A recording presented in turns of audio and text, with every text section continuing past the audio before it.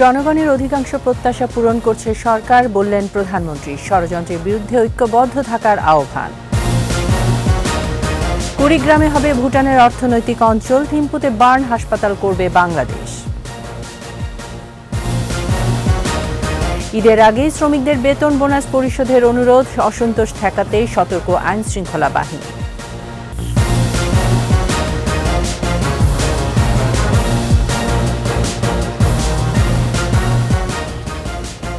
শুনছিলেন first security ইসলামী bank PLC সংবাদ শিরোনাম। আমন্ত্রণ রাত ৯টার ২১ সংবাদে, সাথে আছি আমি তাইজিন রহমান।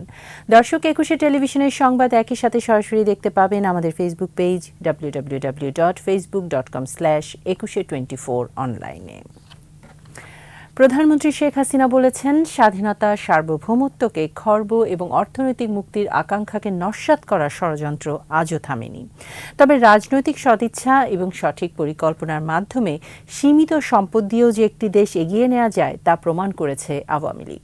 জাতির উদ্দেশ্যে দেয়া ভাষণে তিনি বলেন, জনগণকে দেয়া প্রতিশ্রুতি অনেকাংশেই পূরণ করেছে সরকার। ফারজানা শোভা জানাচ্ছেন বিস্তারিত। দর্শক, রিপোর্টটি প্রক্রিয়াধীন আছে, চলে যাচ্ছি পরবর্তী সংবাদে। বাংলাদেশ ও ভুটানের মধ্যে ৩টি সমঝোতা স্মারক সই ও একটি চুক্তি নবায়ন হয়েছে। প্রধানমন্ত্রীর কার্যালয়ে চুক্তি সই অনুষ্ঠানে উপস্থিত ছিলেন ভুটানের রাজা জিগমে খেসার নামগুয়েল ওয়াংচুক ও প্রধানমন্ত্রী শেখ হাসিনা। স্বাধীনতা দিবসের রাষ্ট্রীয় অনুষ্ঠানে যোগ দিতে ৪ দিনের সফরে বাংলাদেশে এসেছেন ভুটানের রাজা। বিস্তারিত জানাচ্ছেন ফারজানা শোভা। সোমবার সকাল 10:20 শাহজালাল আন্তর্জাতিক বিমানবন্দরে অবতরণ করেন ভুটানের রাজা জিগমে খেসার নামগেল ওয়াংচুক। রাজার সফর সঙ্গী ভুটানের রানী ও সরকারের উচ্চপদস্থ কর্মকর্তারা। বিমানবন্দরে ভুটানের রাজাকে স্বাগত জানান রাষ্ট্রপতি মোহাম্মদ শাহাবুদ্দিন। এ সময় রাজাকে লাল গালিচা সংবর্ধনা দেয়া হয়, গার্ড অব অনার দেন সশস্ত্র বাহিনীর সদস্যরা। ৪ দিন সফরের প্রথম দিন সকালে ধানমন্ডি ৩২ নম্বরে বঙ্গবন্ধু শেখ মুজিবুর রহমানের প্রতিকৃতিতে ফুল দিয়ে শ্রদ্ধা জানান ভুটান রাজা। এ সময় বঙ্গবন্ধু স্মৃতি জাদুঘর পরিদর্শন ও স্মারক বইয়ে স্বাক্ষর করেন। দুপুরে প্রধানমন্ত্রীর কার্যালয়ে আসেন ভুটানের রাজা। স্বাগত জানান প্রধানমন্ত্রী শেখ হাসিনা। পরে একান্ত বৈঠকে অংশ নেন তারা। দুই দেশের সমঝোতা স্মারক অনুষ্ঠানে যোগ দেন বাংলাদেশের সরকার প্রধান ও ভুটানের রাজা। স্মারক ও চুক্তি সই অবলোকন করেন তারা। ভুটানের থিম্পুতে burn and plastic surgery unit প্রতিষ্ঠা, বাংলাদেশের কুড়িগ্রামে ভুটানের জন্য বিশেষায়িত অর্থনৈতিক অঞ্চল প্রতিষ্ঠা এবং ভোক্তা সুরক্ষায় প্রযুক্তিগত সহযোগিতা বিষয়ক সমঝোতা স্মারক সই হয় দুদেশের মধ্যে। এছাড়া নবায়ন হয় সাংস্কৃতিক ক্ষেত্রে সহযোগিতা সংক্রান্ত চুক্তি। ২৬ মার্চ ভোরে জাতীয় স্মৃতিসৌধে মহান মুক্তিযুদ্ধে শহীদদের প্রতি শ্রদ্ধা জানাবেন ভুটান রাজা। ৪ দিনের সফরে তার বেশ কিছু কর্মসূচিতে যোগ দেওয়ার কথা রয়েছে। চতুর্থবারের মতো সরকার গঠনের পর এই প্রথম ভুটানের রাজা বাংলাদেশ সফরে এলেন।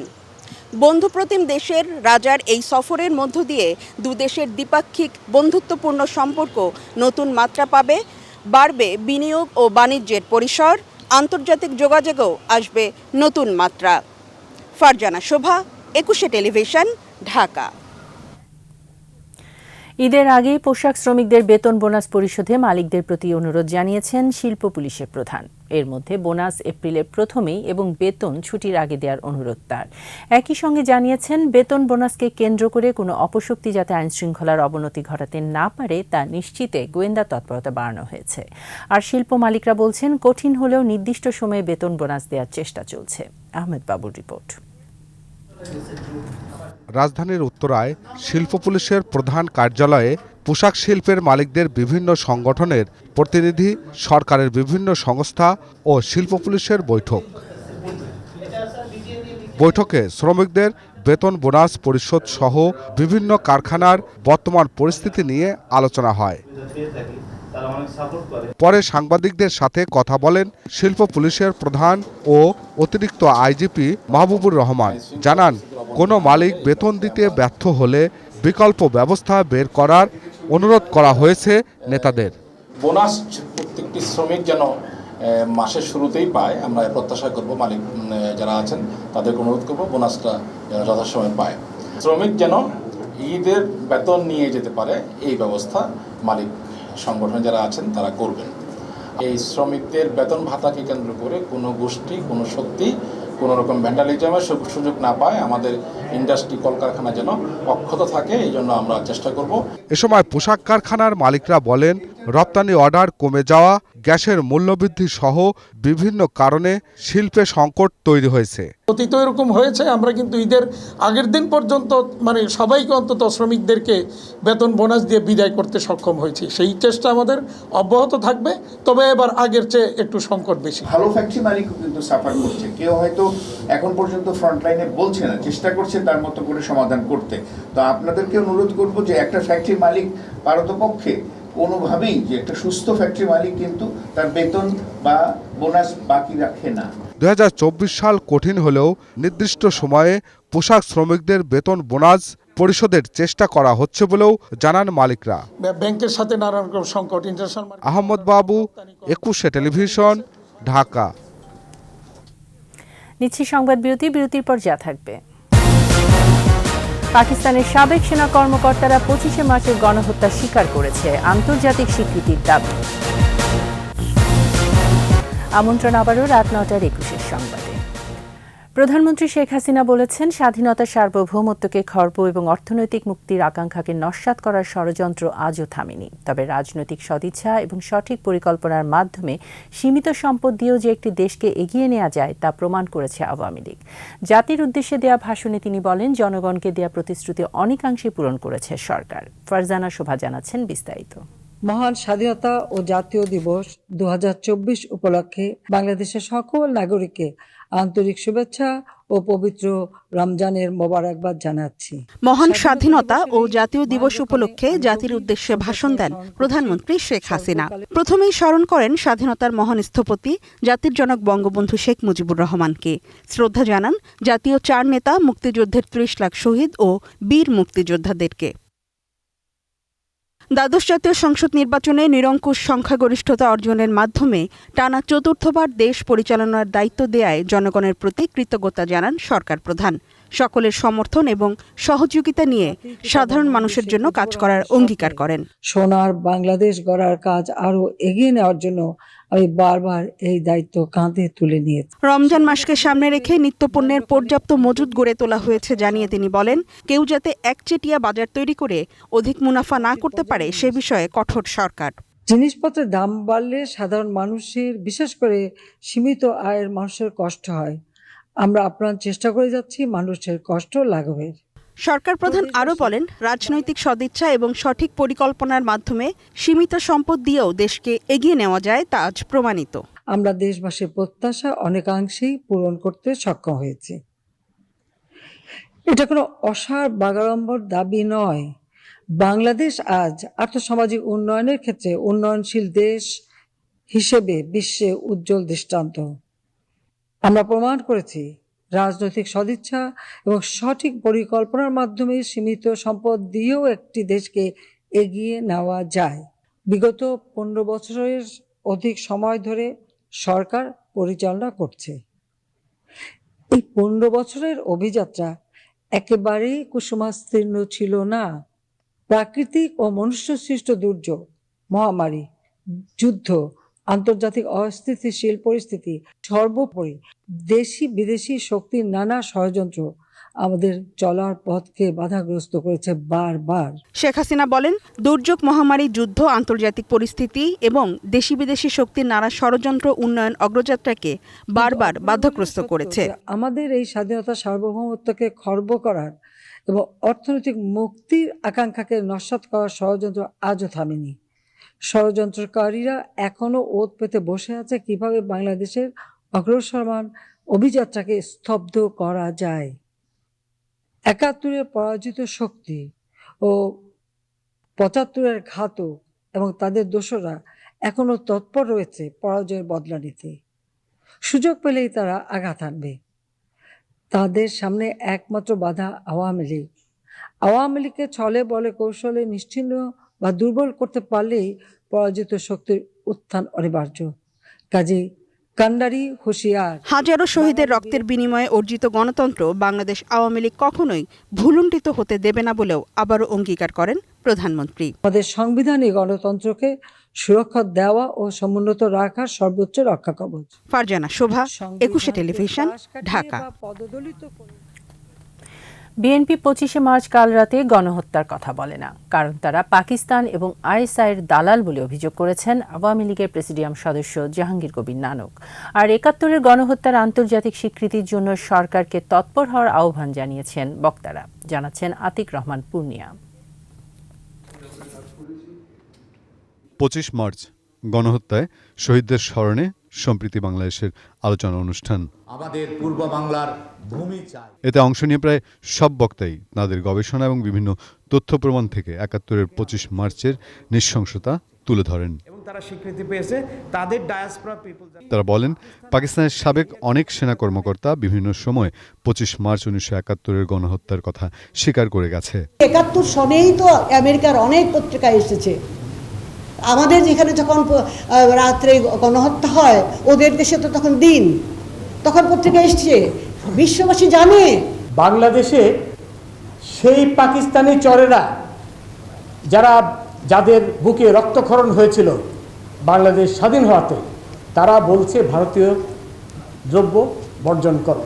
কেন বলছে জানেন? যে ভারত আমাদের স্বাধীনতায় অপরিহার্য শক্তি হিসাবে কাজ করেছে, এই যে একমাত্র কারণ।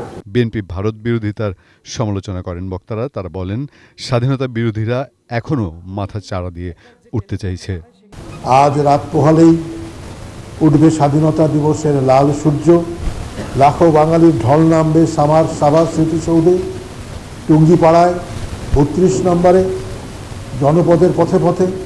আমরা এই জনশক্তিকে সঙ্গে নিয়ে একসাথে লড়ব এবং আমরা লড়তে চাই সেই বিশ্বাস রেখে যে সবাইকে নিয়ে আমরা 1971-এর 9 মাসের গণহত্যার আন্তর্জাতিক স্বীকৃতি আনবো। আজকে 25শে মার্চ 2024, আজকে যখন বিএনপি সমাবেশ করে, সে সমাবেশে বসে কিন্তু 25শে মার্চকে স্মরণ করে না। কিভাবে স্মরণ করবে? কিভাবে তারা স্মরণ করবে? মির্জা ফখরুল ইসলাম আলমগীররা তো অবশ্যই পাকিস্তানিদের আইএসআইকে সন্তুষ্ট করার জন্য ভারত বিরোধিতার জিকির তুলবেন। এটি তো তাদের পুরনো অভ্যাস, পুরনো খাসলত। ৭১-এ পাকিস্তানি বাহিনীর গণহত্যার আন্তর্জাতিক স্বীকৃতি অর্জনে রাষ্ট্রেরও দায়িত্ব আছে বলে আলোচনায় উঠে আসে। এই দিবসটি পালনের জন্য উদ্বুদ্ধ করতে হবে, সচেতন করতে হবে। আতিক রহমান পূর্ণিয়া, 21 টেলিভিশন, ঢাকা। এবার বিশেষ আয়োজন বিকাশ ঈদ কেনাকাটা।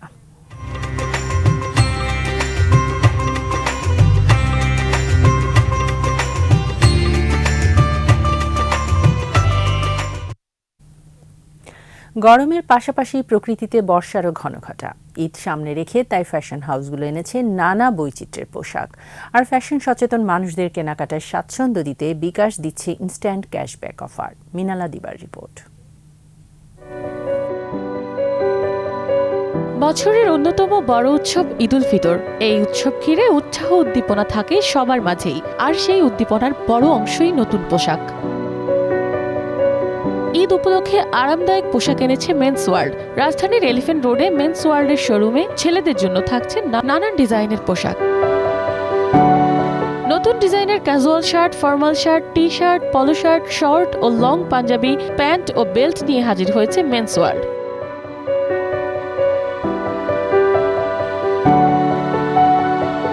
এক্সক্লুসিভ পাঞ্জাবি আছে আমাদের এখানে, কাবলি সেট আছে সব বয়সী লোকদের জন্য। মেন্সল নতুন পাঞ্জাবি, যেমন আপনার কাবলি সেট।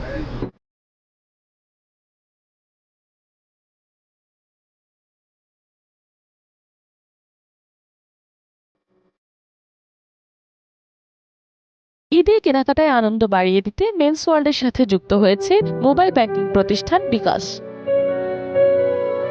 কেনাকাটায় বিকাশ পেমেন্ট করলেই পাচ্ছেন 500 টাকার কুপনে 5% পর্যন্ত ক্যাশব্যাক। ক্যাশব্যাক অফারটা বিকাশ থেকে দিচ্ছে 200 টাকা। তো 200 টাকার অফারটা যেমন কাস্টমার পেতে গেলে প্রথম পেমেন্টে পাবে 100 টাকা, নেক্সট ডে যদি পেমেন্ট করে সেক্ষেত্রে পাবে আর 100 টাকা, এই নিয়ে টোটাল 200 টাকা। বিকাশের এমন উপহারে ক্রেতাদের পাশাপাশি খুশি বিক্রেতারাও। বিকাশ আমাদের ক্যাশব্যাক দিচ্ছে 200 টাকা, আর আমি মেন্স ওয়ার্ল্ড থেকে শপিং করছি, সেখানেও আমি প্রথম পারচেসে 100 টাকা ক্যাশব্যাক পেয়েছি। ক্যাশব্যাকটা পেয়ে আমার ভালোই লাগতেছে, আসলে পেমেন্ট করে একটা ক্যাশব্যাক পেলাম। আমরা বিকাশে আমরা যে কোনো অনলাইন বা যে কোনো শপিংয়ে আমরা বিকাশ পেমেন্ট করতে পারছি, এটা আমাদের জন্য খুবই উপকৃত হয়েছে। মানুষের টাকা পয়সা টান দিতে পারছে না, দেখে নিতে পারছে না, আমাদের জন্য একটা সুবিধা হচ্ছে। বিকাশের জন্য আর কি, বিকাশকে ধন্যবাদ সুযোগটা করে দেওয়ার জন্য, এবং আমাদেরও সবার একটা উপকার হয়েছে বিকাশের কল্যাণে। মিনালা দিবা, একুশে টেলিভিশন, ঢাকা। এই ঈদে দেশ জুড়ে কেনাকাটার ফুর্তি হবে শুধু বিকাশে, সাথে ডিসকাউন্ট কুপন, ইনস্ট্যান্ট ক্যাশব্যাক। আর এরই সাথে শেষ করছি রাত 9টার 21 সংবাদ। যাবার আগে ফার্স্ট সিকিউরিটি ইসলামী ব্যাংক পিএলসি সংবাদ শিরোনামগুলো জানিয়ে দিচ্ছি আরও একবার। জনগণের অধিকাংশ প্রত্যাশা পূরণ করছে সরকার, বললেন প্রধানমন্ত্রী। ষড়যন্ত্রের বিরুদ্ধে ঐক্যবদ্ধ থাকার আহ্বান। কুড়িগ্রামে হবে ভুটানের অর্থনৈতিক অঞ্চল, থিম্পুতে বার্ন হাসপাতাল করবে বাংলাদেশ।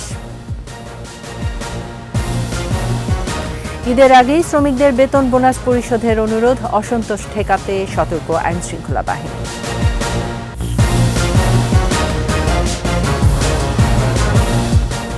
সর্বশেষ খবর জানতে ডায়াল করুন 2021 নম্বরে, আর ভিজিট করুন 21-tv.com এই ওয়েবসাইটে। এছাড়া ফেসবুকে লগ ইন করতে পারেন facebook.com/2124 অনলাইনে।